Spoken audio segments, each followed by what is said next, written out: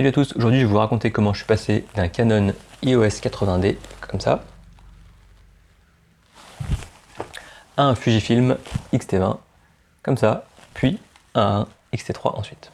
Je vais vous raconter un petit peu ce que j'attendais de ce changement et ce que j'en ai retenu. Pour voir un petit peu d'où je parle et quelle est mon expérience photographique, je vais vous dire un petit peu les trois types de photos que je pratique. Il y a tout d'abord, je faisais des photos de professionnels pour une agence événementielle, donc c'était principalement des photos de stand, des photos d'architecture, des photos d'intérieur et progressivement de plus en plus des photos de soirée aussi. Voilà, ça impliquait principalement des photos posées sur trépied, dans des salons, avec quand même souvent un rythme assez soutenu quand il fallait enchaîner beaucoup les prises de vue, aussi un petit peu de proxy photo, donc pas vraiment de la macro, mais un petit peu de proxy pour prendre en photo des éléments du décor, des buffets, etc.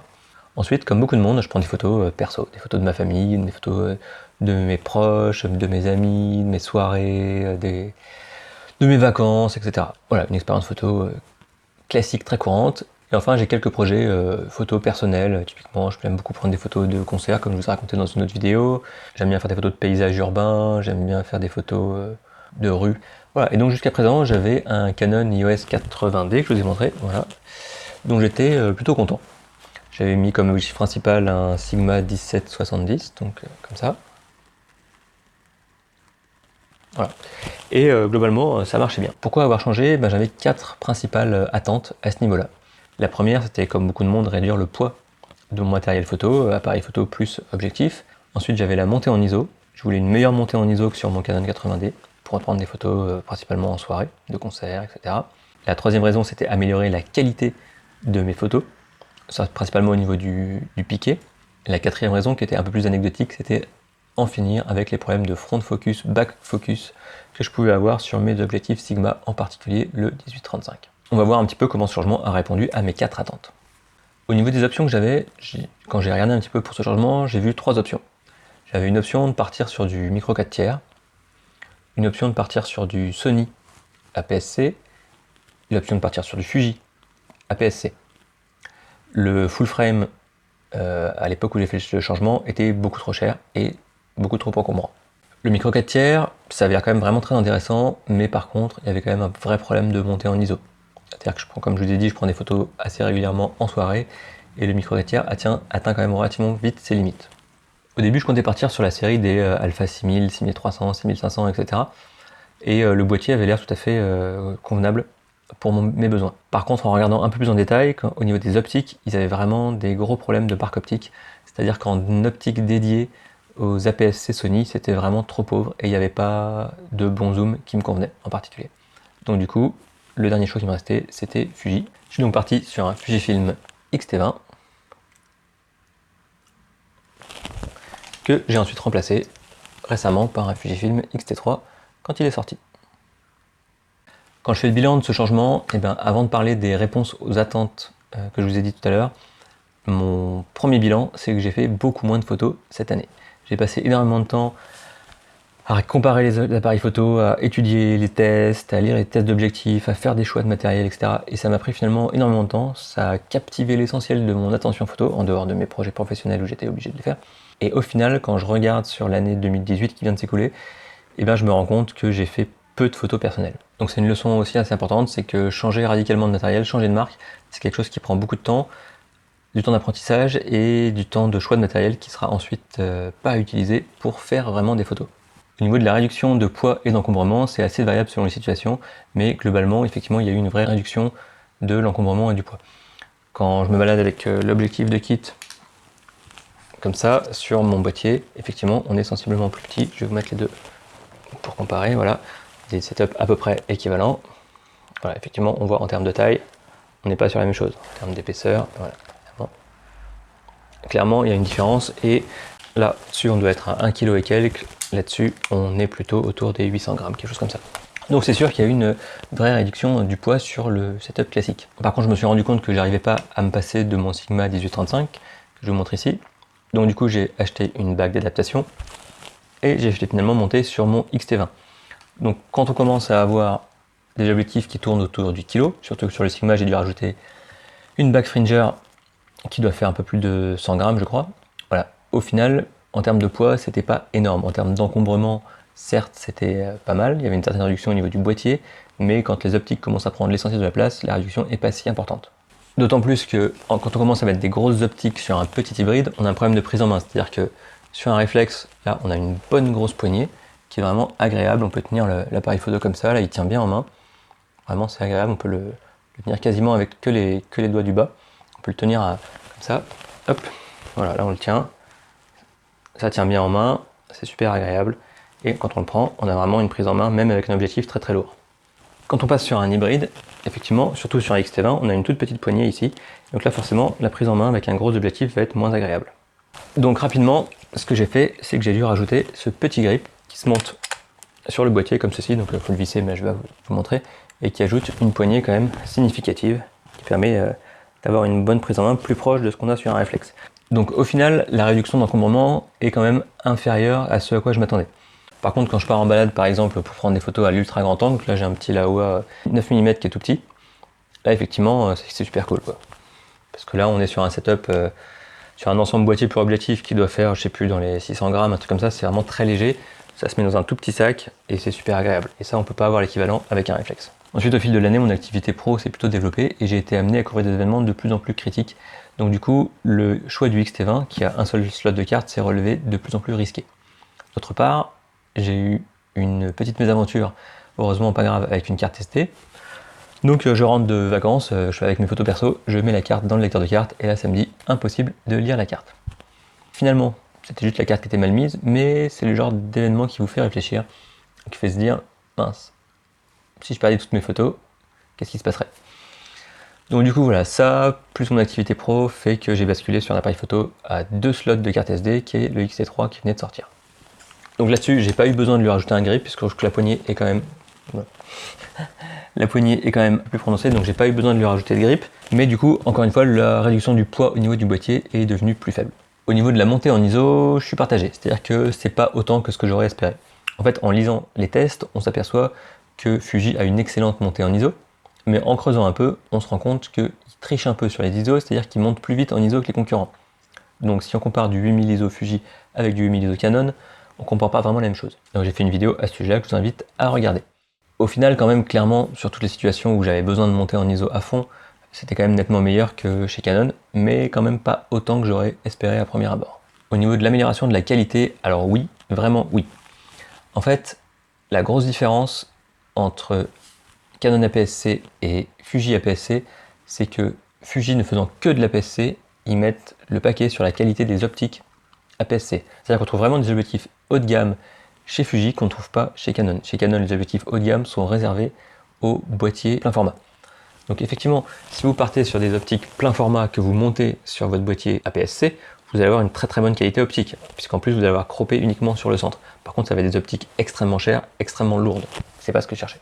Chez Fuji, les optiques X sont faites vraiment pour APS-C et on trouve des optiques de qualité professionnelle, donc équivalentes aux séries professionnelles qu'on trouve chez les autres marques en plein format sur APS-C. Et vraiment la différence était significative. Sur le bord de plein de photos, j'avais vraiment des différences de netteté sensibles. Donc là-dessus, c'était vraiment une vraie satisfaction. Le quatrième point, c'était l'histoire de front focus et back focus. En fait, si vous ne savez pas ce que c'est, sur les réflexes, l'autofocus se fait par corrélation de phase, donc c'est une technique qui est très rapide, ça dessus il n'y avait aucun problème, qui par contre n'est pas toujours hyper précise, puisque ça nécessite une bonne communication, un bon accord entre l'objectif et l'appareil photo, et les objectifs Sigma ne communiquent pas toujours hyper bien avec le boîtier Canon, et j'avais notamment assez régulièrement le problème avec mon 18-35 que je vous ai montré tout à l'heure, voilà, qui faisait régulièrement des problèmes de front focus ou back focus, c'est-à-dire que l'autofocus se fait très vite, mais par contre il se fait très légèrement à côté, très légèrement derrière, donc back focus ou très légèrement devant front focus. C'est extrêmement ennuyeux pour un objectif qui ouvre à 1.8. Pour remédier au problème, il faut calibrer son objectif, c'est-à-dire lui dire tu ajustes légèrement en avant ou en arrière le focus. Faire des tests, recommencer, faire des tests, recommencer. C'est extrêmement fastidieux puisque pour un zoom, il faut faire toutes les combinaisons entre les focales et les distances de focus. Donc faire 50 cm, 1 mètre, 2 mètres, au 18, au 25, au 35, etc. Ça fait 16 combinaisons en tout à calibrer, à ajuster, retester, etc. Et finalement, j'ai jamais réussi à avoir un résultat pleinement satisfaisant. Les hybrides fonctionnant avec un système de détection de phase, il n'y a plus aucun problème, ça c'est vraiment libéré, délivré, je ne calibrerai plus jamais quoi. Au niveau de l'ergonomie, Canon versus Fuji, c'est-à-dire globalement, est-ce que vous avez une molette avec les modes PSAM ici, et ensuite après ça se fait au pouce avec ces deux molettes, ou alors plutôt l'ergonomie Fuji, c'est-à-dire que vous avez énormément de molettes ici sur le X-T20 physique avec compensation d'exposition, vitesse d'obturation, les modes, etc. Ou encore pire sur le X-T3 où ici on a la vitesse d'obturation, la compensation d'exposition mais aussi les ISO ici, les modes en dessous, etc. J'ai une légère préférence pour l'ergonomie Fuji parce qu'effectivement pouvoir régler facilement les ISO, les modes de prise de vue, notamment le mode bracketing dont je me sers beaucoup, je trouve ça super pratique. On tourne et on passe en mode bracketing instantanément, c'est super pratique. Par contre sur la vitesse, je trouve pas ça très pratique. Personnellement, je règle rarement la vitesse ici parce que ça manque un peu de finesse. Par exemple, si on veut se mettre à un 3 centième, on va être obligé de tourner d'abord cette molette, puis ensuite avec le pouce, régler ici.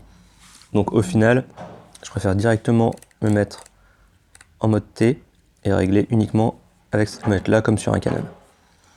Sur l'ouverture, c'est quand même plus pratique effectivement si c'est directement sur l'objectif. Les deux sont très pratiques avec une petite préférence quand même pour Fuji. Au niveau des déceptions, la première que j'avais pas du tout anticipée, c'était l'appli pour smartphone de Fujifilm qui est vraiment pourri. Par rapport à mon Canon où on pouvait basculer très facilement d'un contrôle sur le boîtier à un contrôle sur l'appli, faire les deux en même temps, changer tous les réglages. C'était vraiment, on n'y pensait pas. En fait, j'avais jamais pensé qu'on pouvait faire une appli qui soit galère à utiliser en 2018. Et vraiment l'appli Fuji, si vous comptez beaucoup utiliser, la connexion, le contrôle à distance, c'est quelque chose vraiment à réfléchir. Je vous en parlais sur les vidéos où je couvrais mes salons, c'est vraiment une source de stress. On se dit merde, est-ce que ça va réussir à se connecter? Est-ce que ça va pas se déconnecter? Est-ce que j'ai pas oublié de changer un réglage avant de mettre l'appareil photo à distance, sachant que si j'ai mis la molette sur priorité ouverture, je pourrais plus la changer. Si j'ai changé les ISO, etc. Il y a plein de paramètres qu'on peut pas changer. Et surtout, il y a un problème de vitesse de connexion. Le deuxième point que j'avais pas anticipé, c'était les problèmes de légère incompatibilité, alors c'est pas monstrueux non plus, entre Fuji et Lightroom. Donc on peut très bien traiter l'ensemble de ces fichiers RAW avec Fuji, il n'y a pas de problème, mais j'ai constaté que le traitement était vraiment plus lent. Donc pour appliquer un preset à je sais pas quoi, plusieurs centaines de photos, ça prend vraiment du temps. Tout le traitement sur Lightroom est plus lent, alors que pourtant j'ai un PC plus puissant qu'à l'époque où j'avais un Canon. Ensuite, il n'atteint pas une netteté aussi bonne que d'autres logiciels de traitement ou que celle qu'il obtenait sur un Canon. Globalement, ça alourdit le workflow, ça ralentit un petit peu, c'est-à-dire que traiter mes photos Fuji me prennent un peu plus de temps que traiter mes photos Canon. Quand on revient d'un événement qu'on a 2000, 3000 photos, si l'import, la génération des miniatures, etc. est plus lent, c'est quand même assez pénible. Et le troisième point, c'est la perte de la rotule. Alors c'est quelque chose que je n'utilisais pas énormément, mais c'est quand même super pratique.